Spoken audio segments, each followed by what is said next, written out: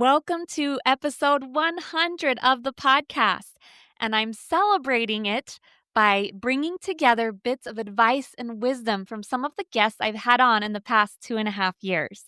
So, on each podcast episode, I ask all of my guests to give just general, good, sincere advice they have for ways that people can reach out, volunteer, and be a regular part of giving back to their communities. So I picked 8 of them. I put them all together in this episode to bring together one huge bit of inspiration and empowerment and encouragement for ways that you can volunteer and give back. I had a lot of fun putting this together. I think you're going to enjoy it too. So come along with me in this episode and let's celebrate 100 episodes of the Do Something More podcast. Welcome to the Do Something More podcast, the show all about service where we highlight the helpers who inspire us all to do something more. If you're passionate about nonprofits or looking for simple ways to volunteer and give back to the causes that matter to you, this is the podcast for you. I'm your host, Melissa Draper. Stick around and I'll show you all the many ways anyone can truly make a difference in our world today. Hello, and as I said before, thanks for coming along with me today to celebrate 100 episodes of the Do Something More podcast. Whether you've listened to one episode or all 100, thank you so much for being here and for being part of a community that wants to inspire people and help them know how they can volunteer, give back, and be a meaningful part of their communities. And as I said, I just took different bits of advice and wisdom from 8 of my guests on some past episodes, put them all together in this one episode to give you some inspiration and advice and also be reminded about some of the really cool guests that we've had on this show in the last 2.5 years. And of course, I just want to give a friendly reminder. I don't usually put this at the beginning of my episodes, but since we're celebrating 100, I would love to invite you to please go leave a good review. Put in your words and tell me an episode you loved or a way this podcast has inspired you. Give me a 5-star rating on Apple Podcasts or wherever you listen to your podcasts. Those ratings and reviews mean so much to me as a podcast host and producer. And we've got a lot of people listening in a lot of different places all over the US and even the world. And I would love to see some more reviews to help me boost my listenership and reach more people who are looking for this kind of uplifting content. So that's my little plug and reminder. That would be the best present you could give to me in celebrating 100 episodes. So we're going to get into this. Each of these clips I have of bits of wisdom, they're all less than a minute. They're really short, but they are profound, every single one of them. And I loved just listening to them back to back to back. We get used to diving in real deeply to one nonprofit or one topic in each episode. And so it was a lot of fun to have this one touch on lots of different things and lots of different areas. So I'm going to start out with first, of course, my own mother. She was one of my first episodes that I featured on the podcast because when people ask me, where do you get your love of serving, volunteering, and giving back?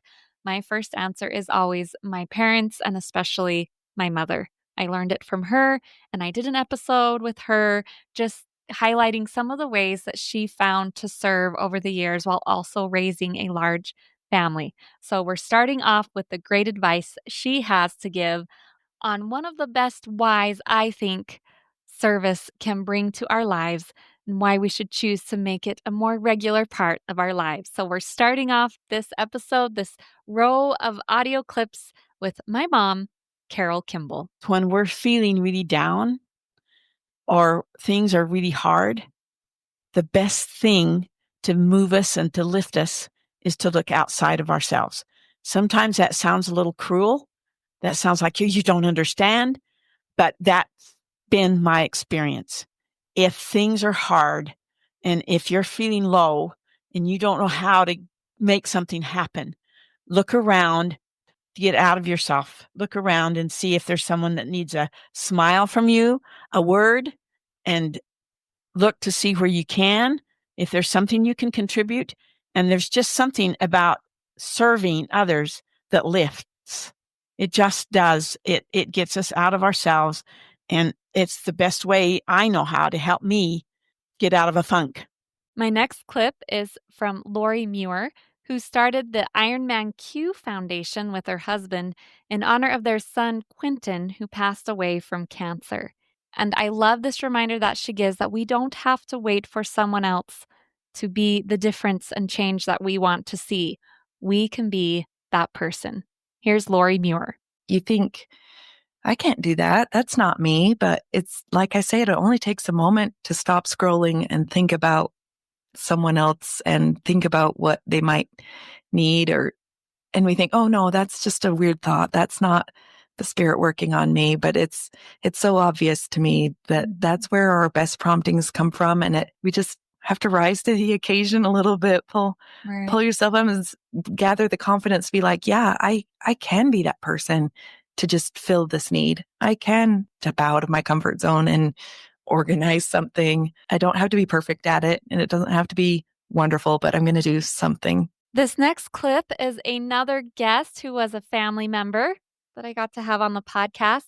Camber Hess is my husband's cousin, and she came on and told the story of losing her daughter, Sarah, and shared ways how service can be a powerful tool when coping with grief. So this quote was a tender reminder from her that often it's our hard experiences that teach us best how to help others. Whatever it is that you go through, like if you have cancer, you can help people with cancer so much more effectively than if you hadn't. What your experiences that you go through empower you to help other people in really beautiful ways that they couldn't before. And so that is one way that you can look at your trials or difficulties in a positive way, because it does increase that capacity to serve. The next piece of advice comes from Amy Francis. Amy is the CEO of Rocky Mountain Therapy Dogs. They offered training and certification of therapy dogs, as well as connecting dog handlers with service opportunities in the community. And I loved how at the end of this episode, Amy shared her love of the nonprofit community and why she believes everyone should find a way to support their local nonprofits. Wherever you live, whatever you do, find a way to be able to connect with these nonprofits and to help support them in like the ways that I mentioned, whether it's being involved in the organization or donating or bringing awareness. Being in the nonprofit world is an absolute dream come true that I never even, I wasn't even aware that I had the dream of, right? I never knew that this was my calling, what I was going to do. Mm-hmm. Now being in it and meeting other people in the nonprofit world, I am in complete and utter awe at what every single one of them is doing. And I want to try to help them in any way that I can. So I guess I'm just, my love for the nonprofit world, I just want to try to shed on everybody else and just say, find a way to get involved. Because what they are doing, what we're trying to do is be able to make where you live an even more wonderful and incredible and supportive place. Next up is Katie Bennell.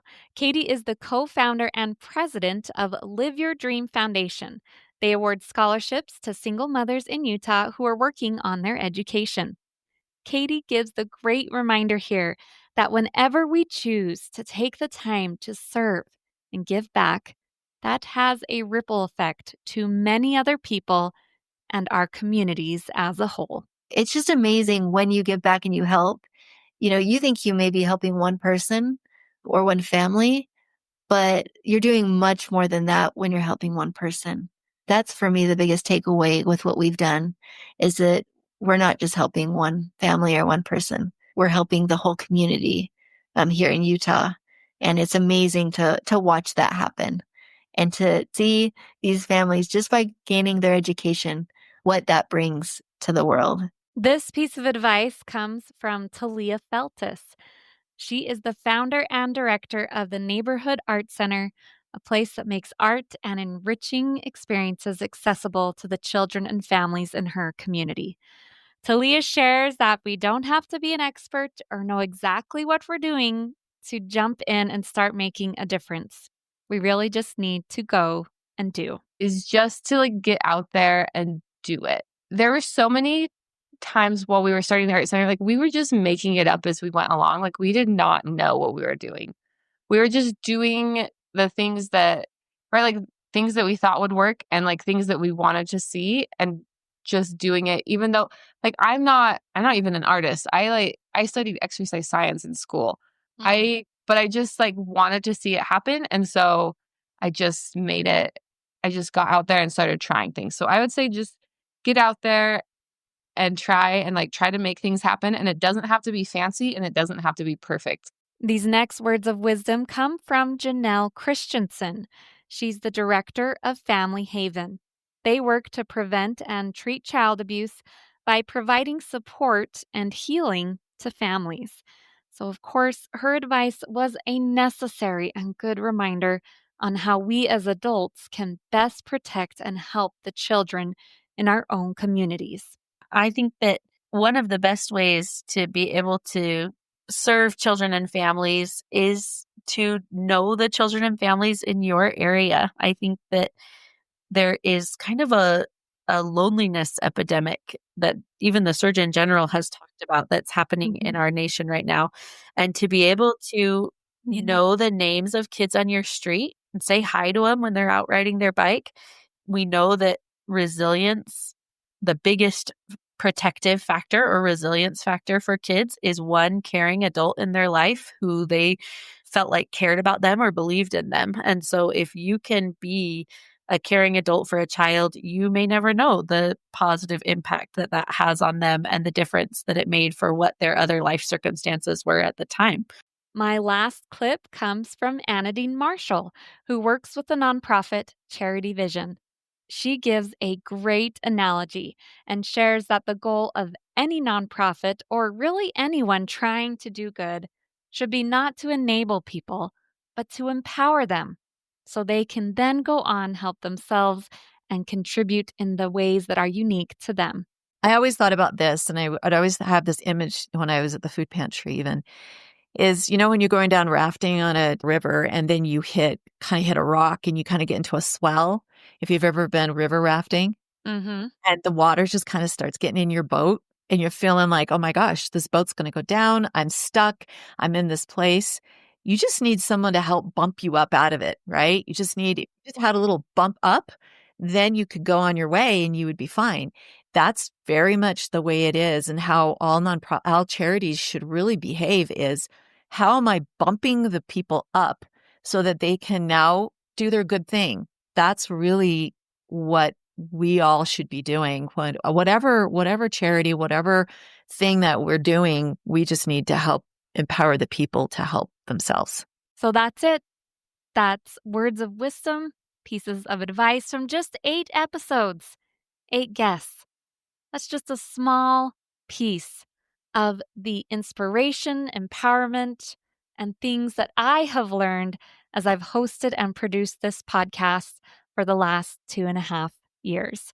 And that is another thing I have loved about doing this. I have learned so much, not just about the nonprofit community, but about the unique ways that others have found to serve and to give back. It's inspiring. It's empowered me in my own life.